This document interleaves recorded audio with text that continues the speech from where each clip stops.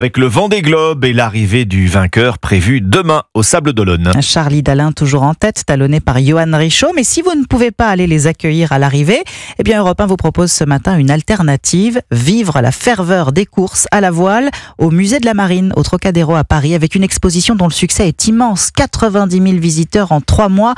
Mathis Lang nous emmène la découvrir. C'est pas l'homme qui prend la mer. Le tour du monde comme si vous y étiez. Cette exposition, Thierry Gosseron, directeur du musée, l'a voulu la plus immersive possible.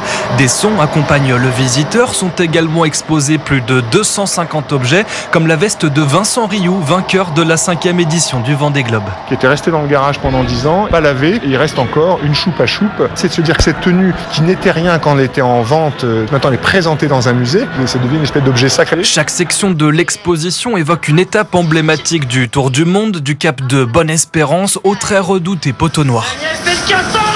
En sortie scolaire, Annabelle, 10 ans, est face à une vidéo d'un skipper en pleine mer, de quoi lui donner des idées. J'ai envie de le faire parce que j'ai envie de voir comment ça se fait, faire le tour du monde comme ça. Mais en même temps, j'ai pas envie de me mettre en danger. Dernière étape, quelques-uns des 9 trophées du Vendée Globe sont exposés. Le 10e, lui, sera décerné le 10 mai prochain au Sables d'Olonne.